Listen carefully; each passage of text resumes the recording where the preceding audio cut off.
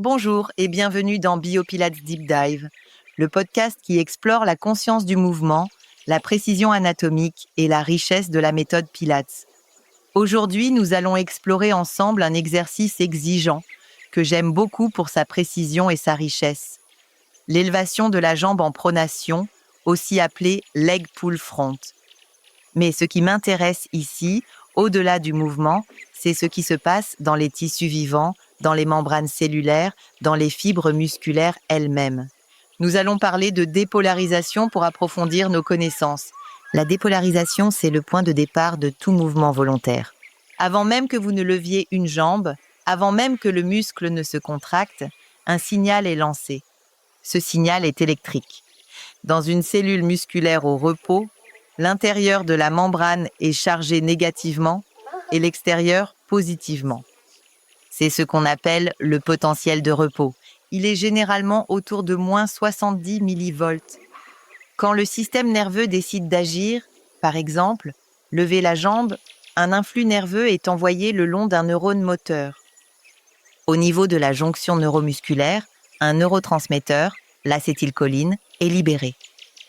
Il se fixe à des récepteurs spécifiques sur la fibre musculaire, ce qui ouvre des canaux à sodium. Et là, quelque chose de fascinant se produit.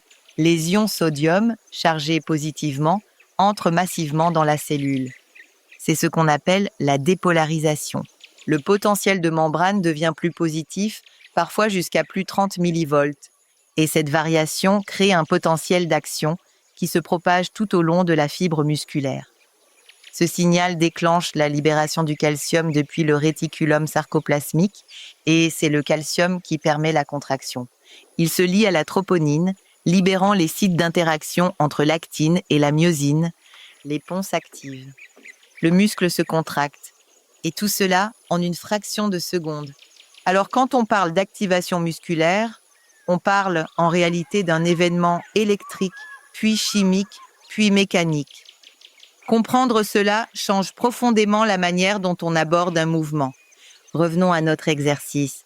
La position de départ se fait face au tapis, en appui sur les mains et les orteils, le corps dans une longue ligne. La colonne et le bassin sont neutres.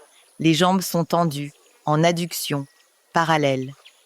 Les bras sont alignés sous les épaules, les paumes au sol, les doigts pointés vers l'avant. Les omoplates sont stabilisées, la nuque longue, le regard vers le sol. À l'inspiration, vous élevez une jambe en extension de hanche. La cheville reste en flexion dorsale. Vous ne bougez ni le bassin ni la colonne. À l'expiration, vous accentuez la flexion dorsale de la cheville d'appui pour déplacer le corps vers l'arrière. Simultanément, la jambe élevée passe en flexion plantaire, en maintenant l'extension de la hanche. Nouvelle inspiration, vous revenez vers l'avant en ramenant les deux chevilles à leur position de départ. Nouvelle expiration, vous abaissez la jambe, doucement, sur la balle du pied. Et vous retrouvez votre stabilité. Chaque étape du mouvement engage une cascade de dépolarisation musculaire. Pour maintenir l'appui, pour stabiliser le tronc, pour élever la jambe et pour ajuster les chevilles, les muscles transverses de l'abdomen, les obliques, les multifides, les grands fessiers, les ischio-jambiers, les fléchisseurs et extenseurs dorsaux et plantaires, mais aussi les grands dentelés, les grands pectoraux et, bien sûr, les petits et grands ronds autour de la ceinture scapulaire. Le grand rond, ou teres major, prend naissance sur l'angle inférieur de la scapula. Il s'insère sur la crête du tubercule mineur de l'humérus. Il permet l'adduction, la rotation interne et l'extension du bras. Le petit rond, ou teres minor, naît de la bordure latérale de la scapula. Il s'insère sur le grand tubercule de l'humérus. Il participe à la rotation externe et stabilise l'articulation scapulo-humérale. Dans cet exercice, ces deux muscles ont un rôle de soutien discret, mais fondamental. Ils stabilisent l'épaule.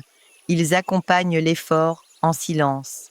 Et eux aussi doivent se dépolariser pour jouer leur rôle. Voici quelques points de vigilance à garder en tête. Ne fléchissez pas la hanche d'appui. Ne laissez pas le bassin s'élever ou basculer. Stabilisez les omoplates sans les crisper. Gardez la nuque dans l'axe et laissez la respiration guider chaque mouvement.